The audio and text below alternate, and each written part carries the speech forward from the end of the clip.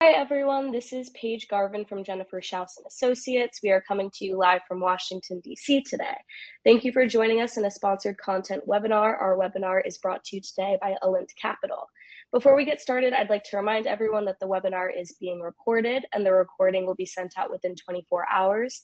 You can also find our 800 plus government contracting videos on our YouTube channel. They are all complimentary. And lastly, please post any questions in the question box in your control panel and not in the chat box. Thank you for joining us for the third and final installment of our series on managing cash flow and federal contracting. Today, we're wrapping things up with what it actually looks like to build a proactive capital strategy, moving beyond reactive borrowing to the financial decisions that allow contractors to scale with confidence. Joining us again are Charlie Newmark, CEO and founder of ELINT Capital, and Eric Rabinovich, Managing Director of Excalibur Capital GovCon. With that, I'll hand it over to you, Charlie. Thank you, Paige. Thank you, everyone, for being here.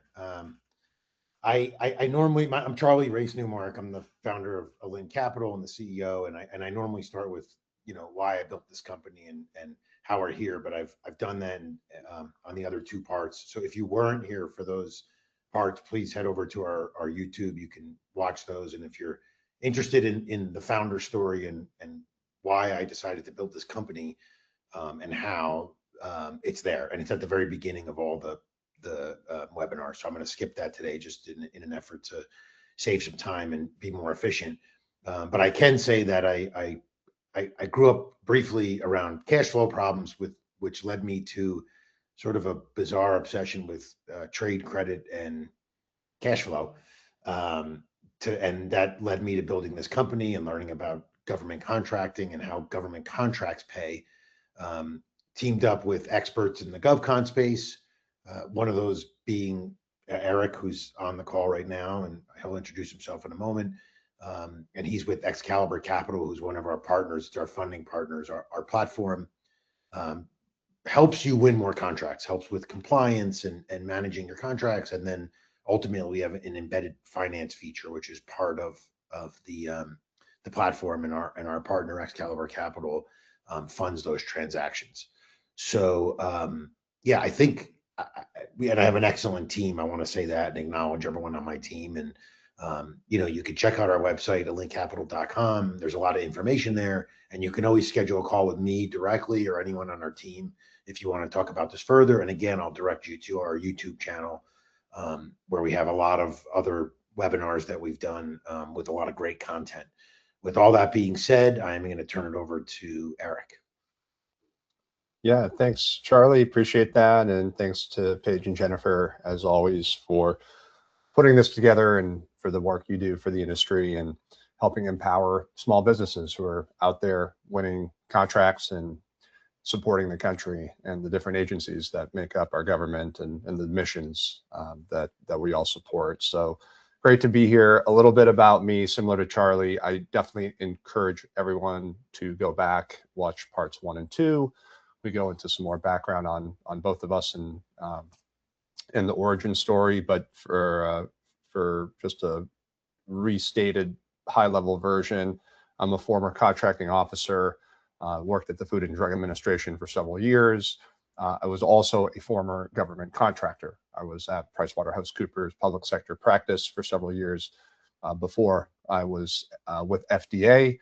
And then I had an opportunity to build a lending product and team at Live Oak Bank, where I spent several years getting that GovCon lending business off the ground, and had the opportunity to work with hundreds of small business government contractors. And then now at Excalibur GovCon Capital, we're doing something similar, but with a really laser focus on the working capital piece. So we're not doing acquisition financing and commercial real estate. We're strictly focused on helping government contractors tap into the value in their awarded contracts. And we'll get into what that looks like, but that's just a little bit about our background, my background. Happy to be here, and yeah, happy to finish this 3-part series today. So looking forward to getting into it.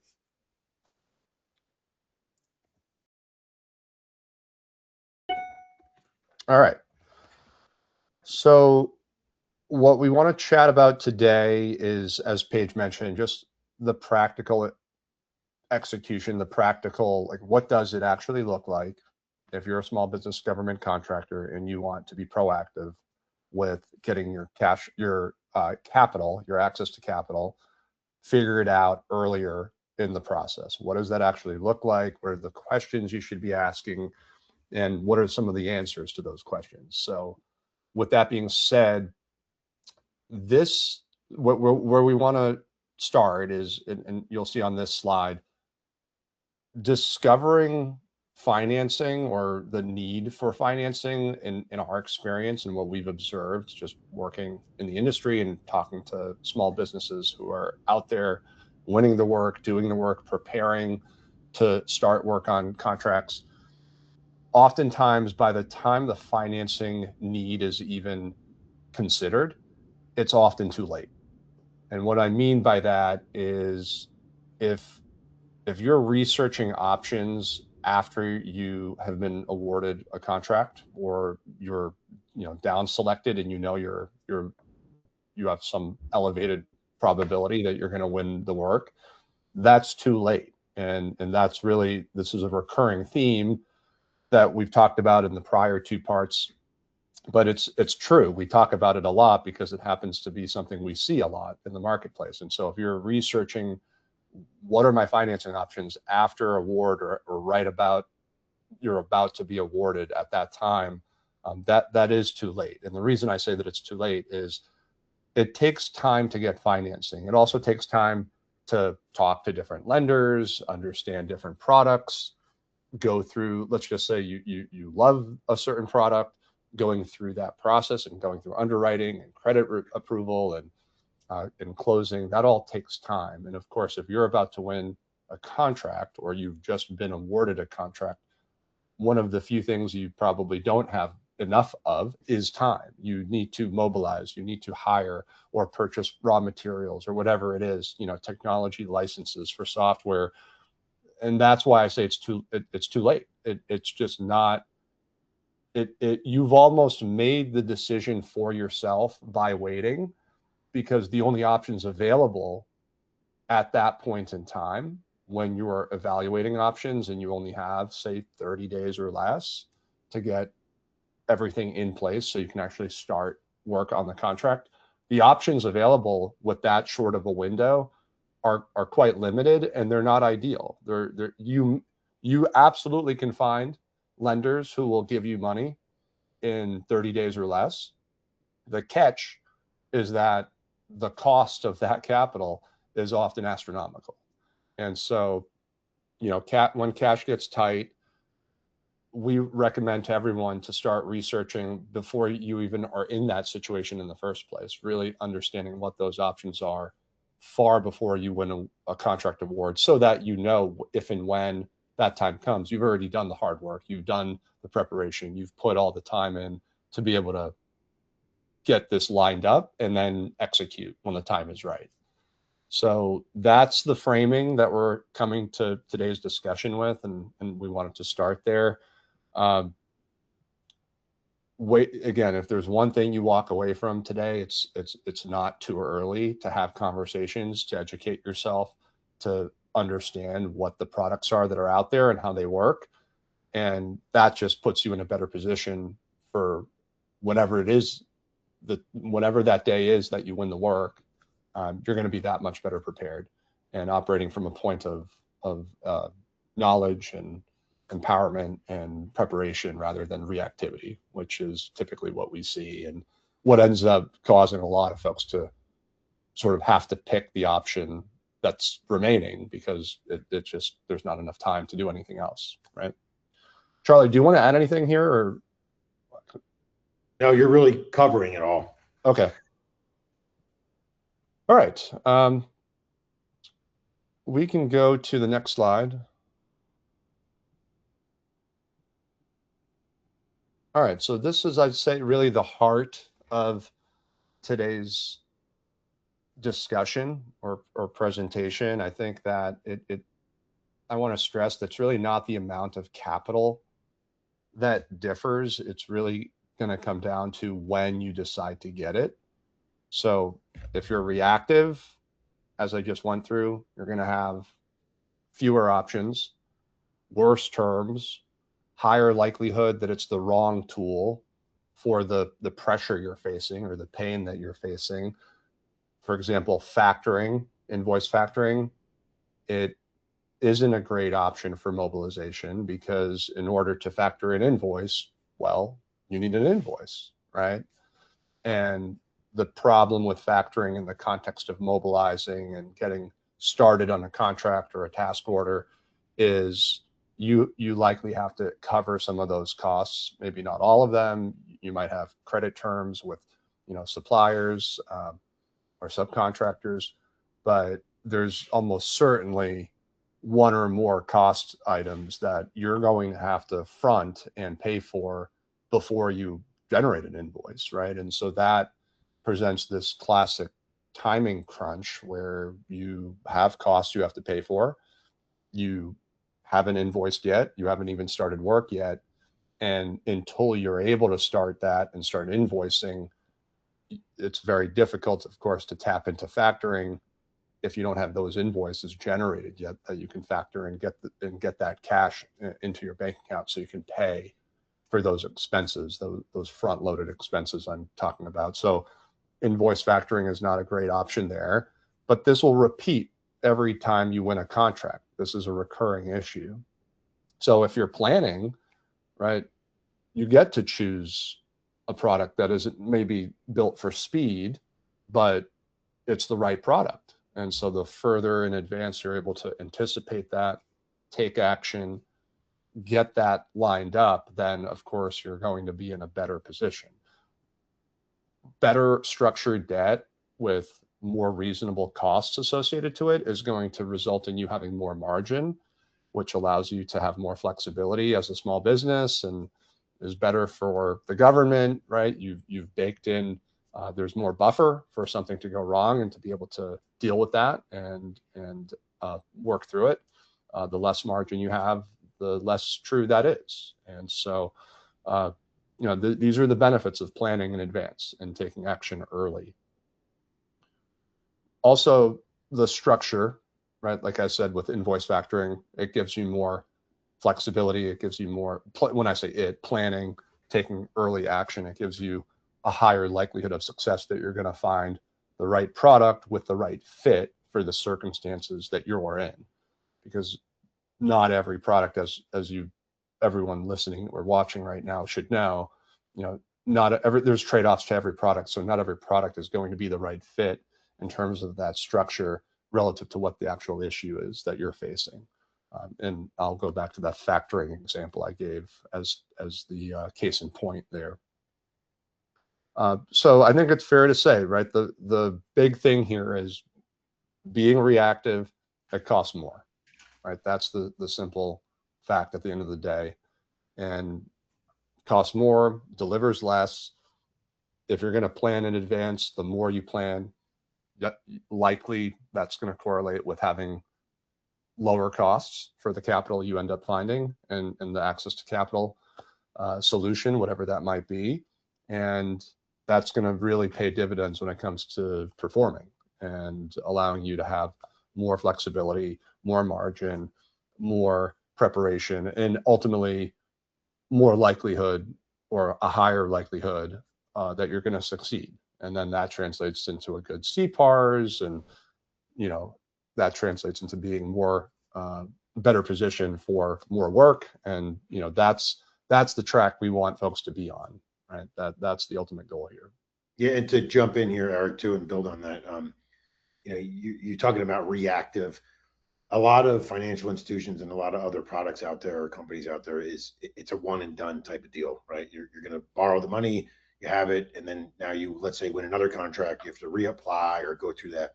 One of the unique offerings that we have, and part of our offering that makes it different from a lot of other financial products, is we're really looking to partner with our government contractors, right? So because we're basing the credit line and amount on the contract backlog and not necessarily your balance sheet, we're not looking at your credit score.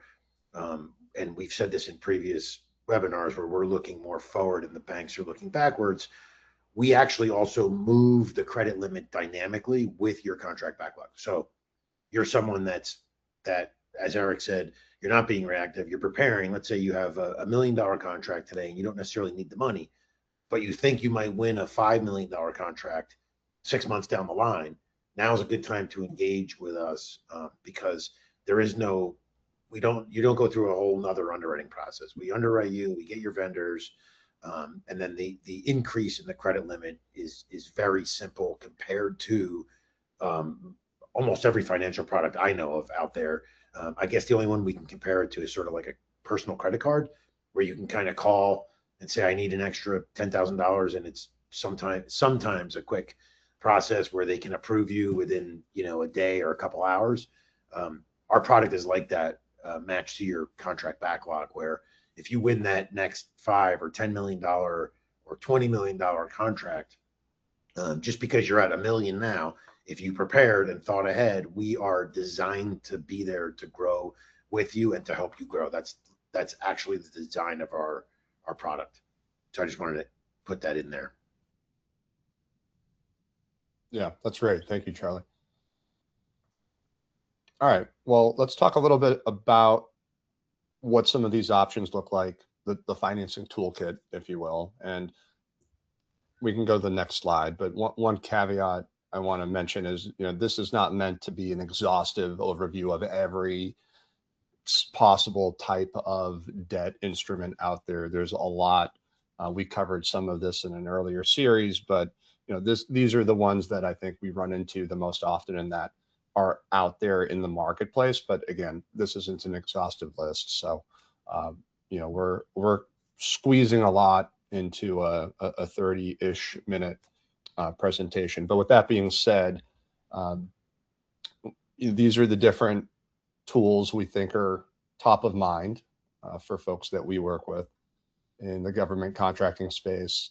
And each one has pros and cons, as I've mentioned. So some of these will be a good fit for certain contractors in certain circumstances, but there's also downsides and drawbacks to each of them. So I want to make it clear that I don't think any of these, as I actually, and Charlie, you might disagree, but generally my opinion on debt, just writ large, I don't think it's inherently good or bad. I don't think any of these products that you see that we've chose to focus on today, I don't think any of these are inherently good or inherently bad. I think debt is a tool, and just like a hammer, where you can use a hammer to destroy something and cause damage, you can also use a hammer to build something beautiful and lasting. And I think it's how you use the tool. And I think that each of these has a time and a place where it's appropriate for a given vendor or given government contractor. But the point we're making on today's call is oftentimes the way that these products come to be in terms of how a contractor uses them and comes across them, because it's often reactive, it is often the case that they're being used in a way that isn't ideal, and that arguably has more drawbacks, more disadvantages than advantages. And that's what we want to empower folks to try to avoid, really being more aware of when it is and when it is you should, or where and when you should be going after some of these different products depending on your circumstances. So with that being said, let's talk a little bit about bank lines of credit. So generally, think it's great for a more of a mature contractor. It really helps. The way a line of credit is designed to work is it really helps smooth normal operations. And what I mean by that is, if you think about working capital as being a time, like the problem that the product is solving, it's a timing issue. So if you're incurring costs for the next 30 days now, and you have to basically prepay for either labor or product that you're going to use over the next 30 days, but you're not going to be paid for that for another 60 or 90 days, that's where a line of credit can be helpful. Or, a line of credit I would put into a similar category with credit cards in some respects, but we'll talk about that separately. But you're essentially paying for something now. You're going to get, and you're going to generate value from that. You're going to deliver a product, deliver a service, and then you'll get paid for that after you invoice and the government processes it. Well, like I said, that could be 30 to 90 days, right? So that line of credit can help smooth that out. Still doesn't mean you're not profitable. It's just a timing gap. It's an issue there. The challenge with it is if you win a contract and that contract doubles the revenue you're making, and now you need to go and ask the bank, hey, I just won work. That's great. I can, I need more debt. I need more access to capital because now we have a larger footprint. We have to hire more people or subs or buy more product. Banks are not well suited in that situation to quickly turn that request around. And then you get into that issue we have been talking about where, well, you have to do something. It's not going to be able to get done fast enough to really deliver in the time that you have. And so then that means you have to move down that menu of options to something where you need to turn that around more fast. And well, you can always trade value, you can trade cost for speed, but at some point that trade-off becomes unsustainable. And that's what, I think if you're really starting early and you have a great relationship with a lender, with a bank, these can be wonderful tools that allow someone to grow sustainably and scale. But again, more often than not, what we see is that lag, that timing. And by the time they go to the bank and ask for more money, it's just the timing isn't going to work. So, and I don't know if you mentioned the limitations on it, right? Because again, they're looking backwards. They want balance sheet, credit scores. So if you're looking to, I like to say, punch above your weight, right, and bid a larger job, that's one place where the banks will not be as good of an option for you. The other thing that we found is if you're in the construction business, a lot of federal jobs require bonding. And we know from experience, the bank does not want to get in second position behind that surety company. And we're a little more creative and we're able to do that. And we've spoken to other surety companies large surety companies that have actually said, coupled with our financing, they can also increase the bonding capacity of that contractor. So that if you're in the construction world, that's a huge difference in our product and what you'll find at most banks. Yeah, thank you for adding that. That's I think that's very true. The fact is, yeah, banks look backwards, and you mentioned this, I think, on the prior slide as well. But it is quite. It's a quite intensive underwriting process. It's one thing if you have an existing facility in place and you're asking to increase it. It's another thing if you're applying at a bank for the first time. It is a grueling underwriting process. And to the point you were making earlier, usually you are looking at personal guarantees and personal credit, right? They're going to pull your FICO score, and those can add additional friction points into the process, which yeah, as an aside, we generally, the facility that we offer, the product we offer, does not require personal guarantees. It's non-recourse. So the whole point is it's meant to be a bit more streamlined and just have fewer friction points, which allows us to move faster. But yeah, I think that's a pretty good overview of lines of credit. We'll chat. Let's chat next about factoring. So we chatted about it earlier. I mentioned it earlier in the previous slides, but factoring, great option if you have invoices, right? I think that's the good and the bad is you can tap into the value of billings that you've already submitted or generated. The bad news is you can only do that once the billing has been created, once that receivable is out there. And so that does nothing, of course, for the whatever 8 weeks or 4 weeks, however long it might be, before you generate that invoice. And that's a big gap when, as I said earlier, if you're in a position where you have to front load those costs and pay for them, maybe you don't have credit yet or payment terms with certain suppliers or subcontractors.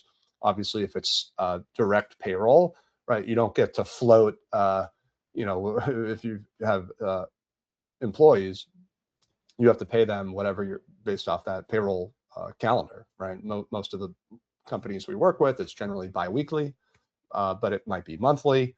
In any case, you have to pay the payroll when it's due. You don't get to go to your employees. I certainly haven't seen this work out well for anyone, where you go to your employees and you ask them if they can wait another month for you to pay them, right? That's not how payroll works. And if that happens, obviously, not long after is usually when folks leave and you lose staff and you can't perform, and then it doesn't take long for that to snowball into a really bad situation that probably results in a termination for default, or at the very least cure notices. And it's not a path I think any small business contractor wants to be on. So but invoice factoring does allow you to tap into that. I think the other big thing to know about invoice factoring is it is costly. It doesn't matter if you only need the funds for a day or a year. You're paying the same amount in terms of how factoring works, which is essentially you get a discounted value anywhere from 80 to 90% of the invoice, and then when that receivable is collapsed and paid, the full value goes to whoever the company is you're working with. That, of course, the shorter the time is for that invoice to be paid, the higher your cost is for that capital. But when you're paying simple interest, and as is the case in most of these other options we're going through, right, the shorter the duration is that you need the capital, the less you're going to pay, because you're paying interest on a balance based off however long it is outstanding. So trade-offs, like I said, there are cases where this is a good option, but the timing and the cost are often big trade-offs to consider here. Okay, number 3, credit cards. So, well, what I'll say about credit cards, I think generally similar to what I mentioned with lines of credit, good for bridging the gap, being able to pay for certain kinds of expenses before you have the cash to pay for them. So travel, software, things like that.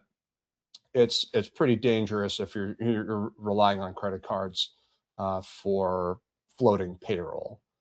That's really not how a credit card is meant to be used. And frankly, if you're going to use it like that, you're taking a cash advance, and the interest rates on those are quite aggressive. And so I think there's times and places for credit cards to be used. If it's if you're relying on a credit card for mobilizing on a contract, then I think that's likely a reflection of inadequate planning.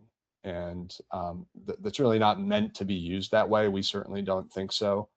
But it is a tool, like I said. And Charlie, you come from the world of credit card processing, payment processing. I'm curious what your thoughts are when it comes to credit cards.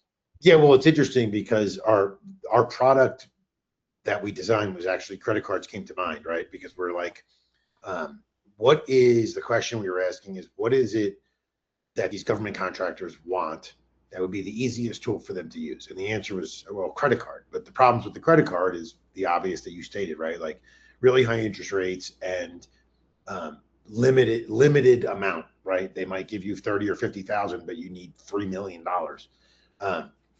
So how do we create a credit card like product where, when I say that, the flexibility of a credit card, the ease of a credit card, where unlike factoring, you don't have to sell us the invoice. You have 100% of the money you need at the time, as if you were at the merchant and you said, I have, payroll is $350,000 this week. Okay, here's the 350,000. And our platform works like that as well. It's like a bill pay system. So you come to the platform, let's say you're approved for $5 million, and you drop down which vendor you want to pay. from your vendor list, and then we direct the payment to that vendor, much like a credit card would work. So yeah, so think of it almost like a credit card product without the plastic in your pocket, but the use case for it, and then the same I want to mention, when a payment comes in from the government, right? It works. You get a statement just like a credit card. So you have a minimum payment due, which is on the outstanding balance, what your available credit is, and you choose at that time whether you want to pay the minimum payment or whether you'd like to pay the minimum payment plus 200,000 or pay the full principal. You know, that depends on your cash flow and what you're dealing with in your business. But it's interesting that we're talking about credit cards as one of the options, because it is, even though this is not a credit card, I got to repeat that, it's not a plastic card you're going to get in your pocket. It very much works the same way, with a much better interest rate and a much higher capacity. Yeah, and I share this with folks we work with and kickoff calls, you know, for anyone who wants to know more. You know, the way I view it, to your point, I think we've blended some of the benefits of a credit card with also some of the benefits of a line of credit or invoice factoring, where it's somewhat of a hybrid product where it takes a lot of the benefits of each of them and also counterbalances that against some of the negatives where, you know, the cost generally is a big one, where it is more of a simple interest pricing structure relative to just a fixed, you know, invoice factoring is just the same thing every time, no matter if you need it for a day or a year. Same with credit cards, right? Interest rates generally on credit cards are quite high, usually in the high teens, mid to high teens, if not in the 20s and beyond. So, you know, we do think there's an interesting blend here of some of the pros without many of the cons that we run into, or we see our customers run into. So that was great. Thank you. All right. So ELINT Capital. So that's where we slot in. And the way we think about this is working capital that's actually both sized in terms of how much capital you're able to access, but also structured around how government contracts actually work and function in practice. And so, yes, we'll look backwards, but that's not the focal point. The focal point is, what is your contract backlog? What value is remaining in terms of unbilled, obligated dollars? And what's your track record?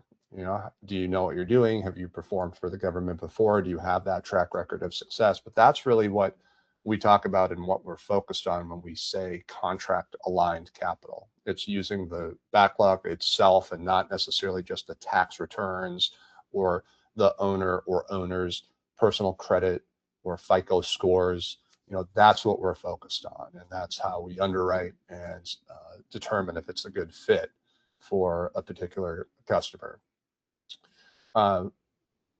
We think it's built for the actual GovCon problem that we've spoken about over the last several sessions. So this is that gap of, you know, winning a work, the timing gap of when you've won work and you have to pay for expenses, but you're going to have to wait anywhere from 30 to 90 days to actually invoice and be paid for at least some of that work. And so we've designed the product, the facility we've been talking about for that specific situation. Generally, I should mention, we're mainly looking at prime contracts when we talk about this. There are cases where it's case by case, but we can and do look at subcontracts when appropriate. But it's the same process and the same structure, right? You're able to tap into the value that's there in the contract that hasn't necessarily been invoiced. And we think that really helps with getting folks started well on a given contract and being able to perform more reliably and confidently, knowing that you're able to tap into that, have the capital when you need it, and be able to cover those costs that really critically determine a successful start on a contract. Generally, we're of the opinion, if you start well, you'll do well. And that's largely how this has been structured and designed to work. Charlie, anything you want to add before we go to the next slide? No, you're covering it. I think we're Okay, great. yeah.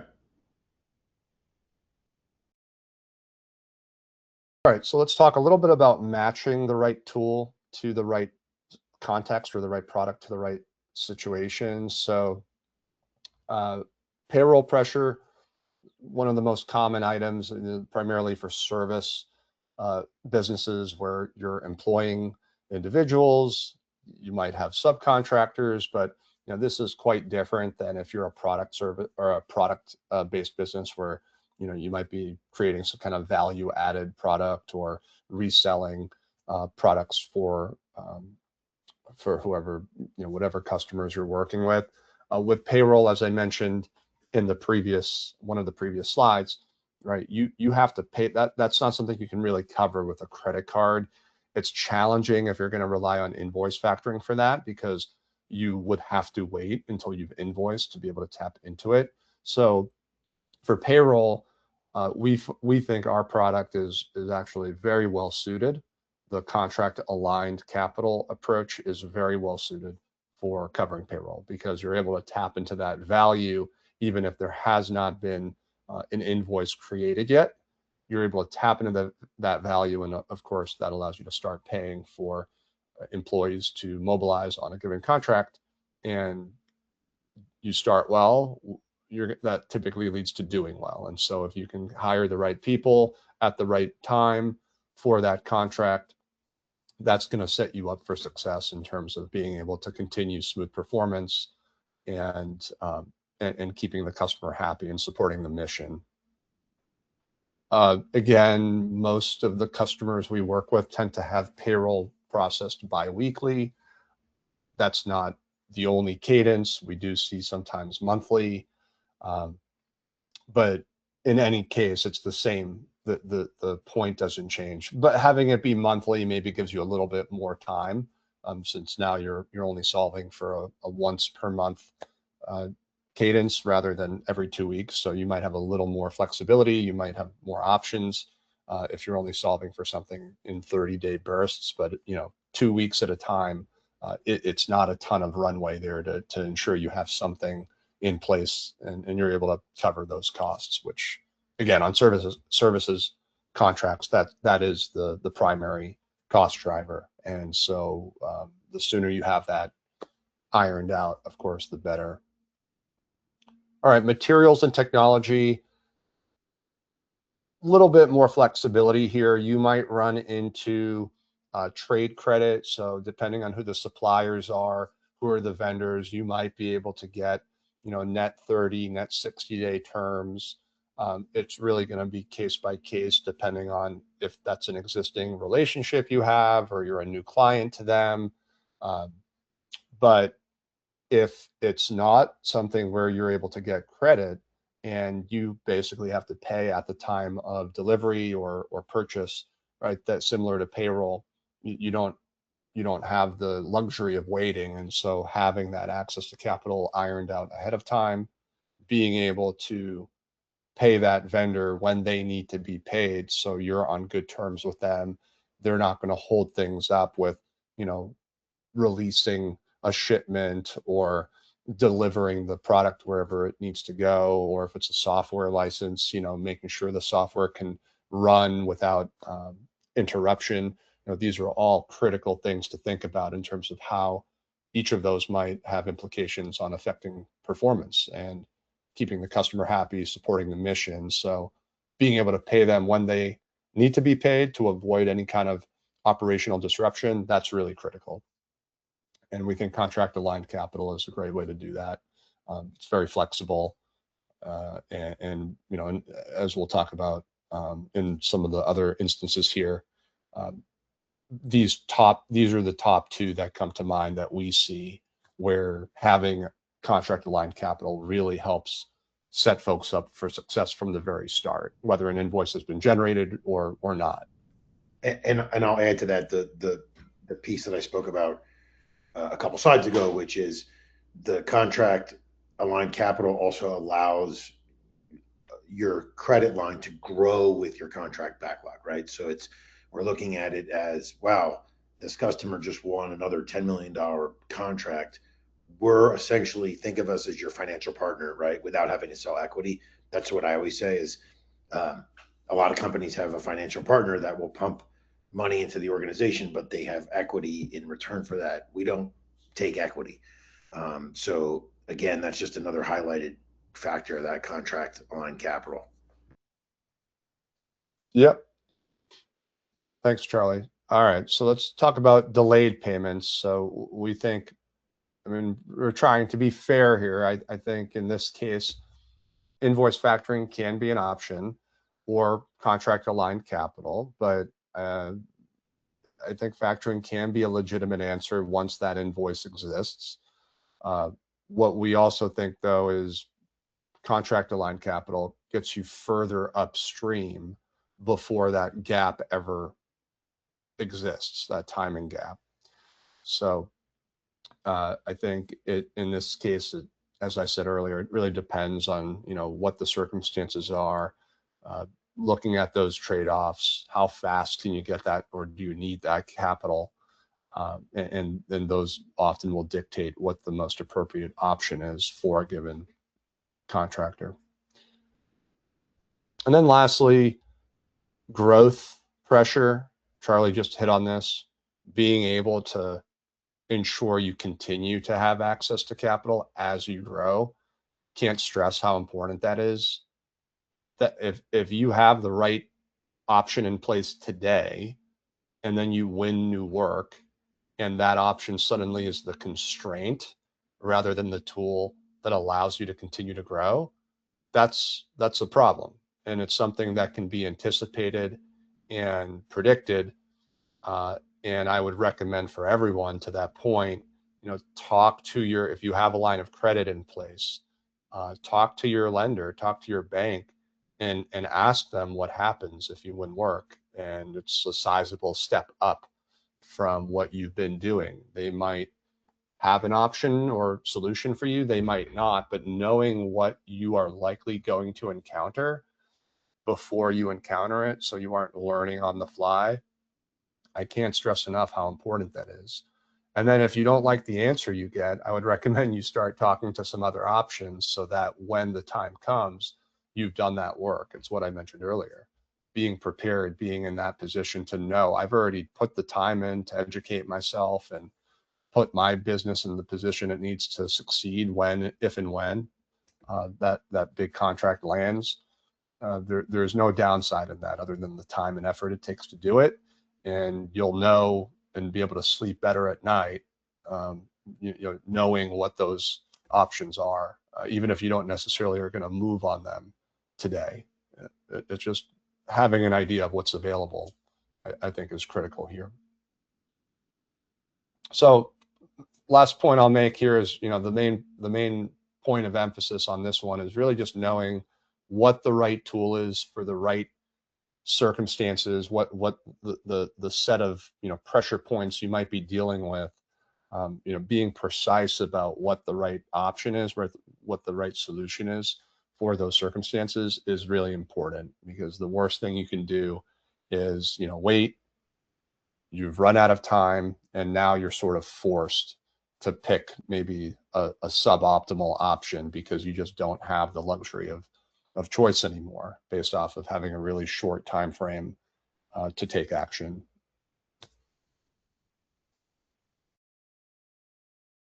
All right, next slide. So none of this should be a huge surprise. I've already talked through some of this as we've gone through this presentation, but going through in practice what a contractor who does their homework, who prepares, who takes action early, going through what that looks like and how they stand out differently from a competitor who's not doing that, right? Knowing in advance of what their needs are, that's a big important, I can't stress this part enough. Just pretend that you're going to win a contract or you're going to land that big one. Knowing what that will turn into, knowing what issues you're going to face, even if you haven't won that yet, it allows you to take those challenges head on once you get to that point. This doesn't mean go out and, you know, apply to a bunch of with a bunch of lenders, or try to, you know, get a facility before you need it. That's not what we're saying here. But it is, what we are saying is, if you can have conversations with lenders to know what the process will look like, how long it will take, what the process, you know, what are the documents that are going to be required, and just really understanding the roadmap from applying to closing, you know, doing all of that ahead of time and making sure you've mapped that out. That's really important in our opinion, so that you know exactly what you're going to do if and when you get that call or that email from the contracting officer that, you know, you've won the award or you've been down selected. So just being more proactive, that's what that looks like. Obviously, this isn't an exhaustive list, but yeah, go ahead, Charlie. Just I wanted to add to that, our platform also helps with that and supports that, right? So we're tied into, from a technical perspective or technology perspective, we're tied into your contract backlog. We tie into a view only of your accounting systems and a view only of your bank accounts. So we actually have a holistic view, 360 degrees of everything going on in your business, which helps you with reporting and any audits. I know we're not talking about that today, but if you were to get audited, all your financial information, everything's there, because we're tracking who we're paying and when you're being paid, and what you owe, et cetera, et cetera. So that's, I think, just an important feature I wanted to mention. Yeah, that's great. So the other thing I wanted to stress, and that you see here, is thinking about capital just as part of operations. It's not some kind of, you know, separate thing apart from going after work and performing. I mean, it's all, in our opinion, it's integrated in how a successful, prepared government contractor operates, and it's baked into that. And we think the ones that do well and who are able to grow and scale, you know, part of that includes the capital piece here. And look, if you're an expert in client delivery, you come from project management, if you're an owner and financial management isn't your strong suit, that's okay too. No one's saying that you have to become a CFO overnight. I think in those cases, it's just important to know what your weaknesses, what your strengths are, and maybe that means hiring a, you know, CPA or a fractional CFO, or empowering your existing, you know, CPA or CFO. But, you know, just making sure at the very least you have this on your priority list, on your roadmap, and how, you know, on the dashboard for how you run the business. Doesn't mean you have to do every last thing, but I think one of the other things I run into out there are folks who they don't identify as a financial expert, and so they get intimidated by this and they ignore it. And that, you know, you don't have to be everyone to every person. I think knowing what you're good at and being able to have a team in place, whether they're employees or, you know, just trusted advisors that you've hired, you know, there's a lot of ways you can do that, but it's okay. You don't have to be that expert. And so I did want to stress that. But the big point is that the well-prepared vendor or contractors, they understand what I just went through, and so it's just part of how they run the business. And then lastly, we talked about it on the prior slide, but knowing in advance what product or what type of credit facility works for each situation, so that when you're in that given situation, you already have that playbook mapped out, right? Maybe you don't need factoring right now, but there's going to be a time and a place where the only option on the table is going to be factoring, or it's one of the few options, or you know that you don't have, if you're newer and you're trying to land your, you know, second or third contract, you might have enough today to continue to perform on the 1 or 2 contracts you currently have. But you know that when you land that next contract, maybe that lender you've been working with to that point isn't going to be the right partner on a go forward basis. And being able to anticipate that and take the steps you need to get, let's say, contract backed financing lined up, right? That's what we're talking about here. And just having that presence of mind and being anticipatory about it allows you to make that move confidently when the time comes, and not being reactive.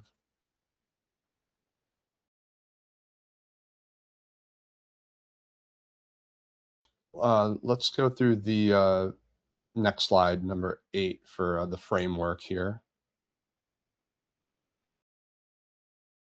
So if we were to summarize it into 3 steps, we think number 1, really understand what the pain is you're facing. What are the different contexts in which you're going to experience or encounter that pain, whether it's covering payroll in the first 30 to 60 days, could be vendors, suppliers, could be subcontractors, but really just understanding and anticipating it, quantifying it as much as possible, understanding what the timing gap will be. So this will vary from contract to contract, but different contracts will have different payment terms depending on the nature of the work.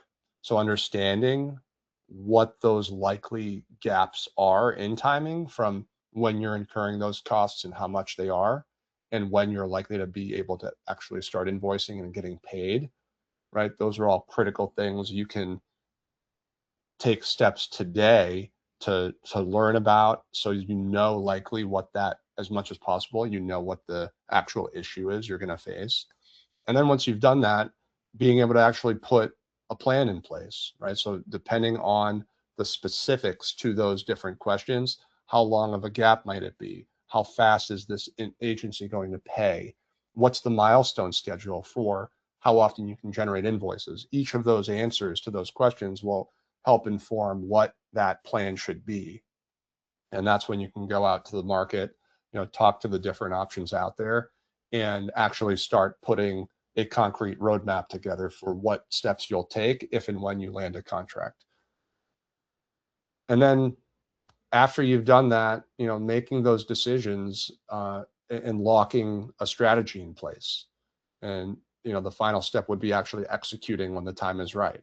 So when you get that email, that award notification, or that phone call, you've already, like we've said, you've done the work, you've put the effort in, and you've developed a concrete plan, and now it's time to execute. Much in the same way you go after government contracts, right? You're likely doing these things already through the lens of client delivery and how you're going to support a certain government agency's mission. We're just asking you and making plain the fact that you should do the same thing for yourself through the lens of access to capital.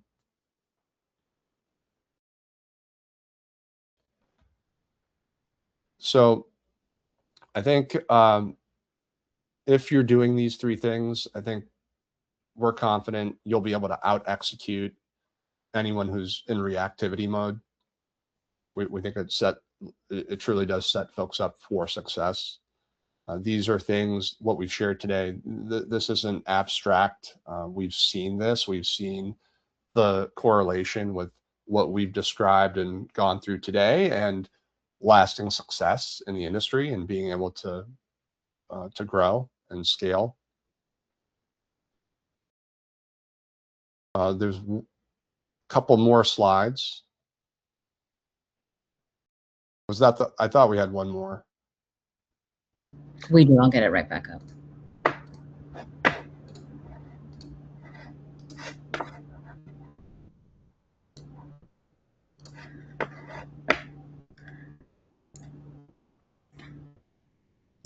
Yeah, I think there was just one more. All right, so all of what we've covered today, a lot of the issues that, again, this wasn't meant to be a completely exhaustive overview, but all of the problems that we've laid out today, we and Charlie talked about using or building the product, at least in part, based off of credit cards and how those work. Well, we've also built the product with the explicit issues that we've gone through today in mind, as far as a way to address them and to, you know, solve that pain or ameliorate that pain. Being able to access capital without necessarily generating an invoice, being able to pay vendors before you've been paid, and tapping into the value of those contracts that you've been awarded. You know, all of these problems that we went through today, we've developed the product that we offer with those in mind. So, you know, being able to grow with the size of your backlog, being able to grow the facility that you're relying on for the access to capital as you grow. All of these things that we've covered, we've incorporated into very intentionally into how we've developed and designed the product and how it's designed to work. So that can cover the whole expense stack: payroll, materials, subcontractors, bonding, compliance. It's not just one or two things. And at the end of the day, we think this helps folks not only grow, but it also helps them be audit ready and capable when it comes to landing contracts. One of the things that every government agency, when they're evaluating a proposal, they have to, of course, see how good of a plan for the project that's at hand, but they also have to make sure that the government, the contractor, is capable and has the capacity. And access to capital is a big part of that. And it's it might not happen on every contract, but sometimes government agencies will actually ask about proving that you have sufficient access to capital. And we've seen cases where someone didn't have a great answer for the government, and they didn't win the contract as a result. So being able to show confidently that you have this covered is really important. And obviously we talk a lot about it here. So I'll stop there. I do want to make clear for anyone who has any questions, please reach out. There's contact information that will be included once this conversation is or this presentation is complete. Feel free to reach out to myself or to Charlie. Go to the website. If you go to ELINT Capital or XC GovCon, either site, you'll be able to pull up. If you enter in your UEI number, it will give you a rough idea of what you might be able to access. It'll pull your available contract details from SAM, and we'll give you a rough idea of what kind of facility size you might be able to obtain. And there's also an ability to apply, but we're happy to connect with anyone and talk through your specific circumstances, answer any questions you might have. And with that, I'll pause. And if there's any questions that were submitted, you know, happy to answer those as well. One question that was submitted is, what does the setup process look like with ELINT Capital? How much lead time should we plan for?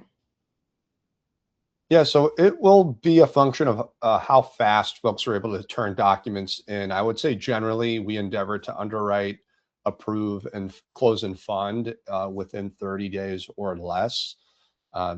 In some cases, we can move in as little as a couple of weeks, but it does depend on how many contracts you have, how fast documentation is being turned in.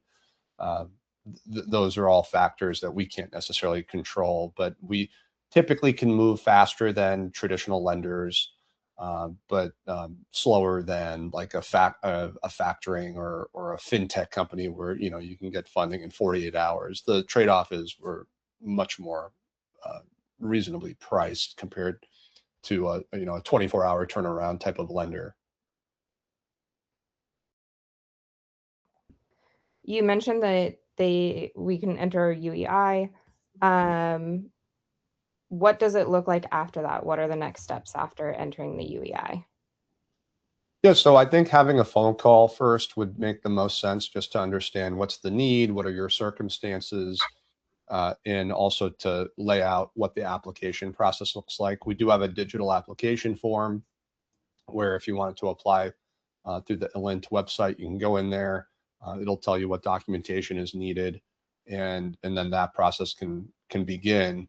Our goal is always to get feedback to someone as fast as possible so that you can continue with whatever.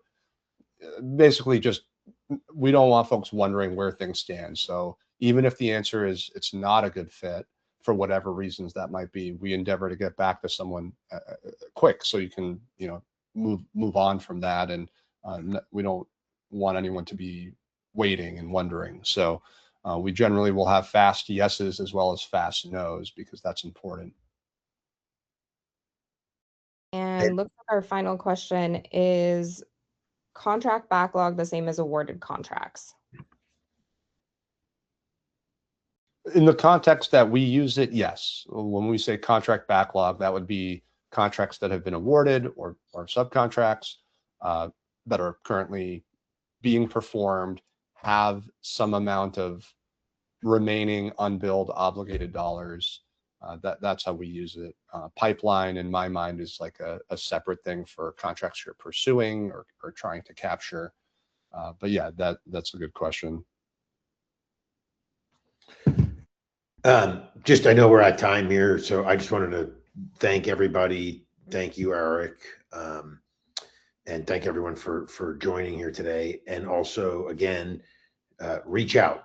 Don't be shy, even if you're early stage. We love to talk about this stuff. We have a large team that loves to talk about this stuff. So there's our phone number at the bottom. You can email us, ask to speak to me personally, or Eric, or anyone on our team. Depending on your line of questioning, we may direct you to a particular person, but please, don't hesitate, reach out. Like Eric said, preparation is key here, so you're never too early. Yep, well said. All right, thanks everybody. We'll see you on the next one. Thank you. Take care.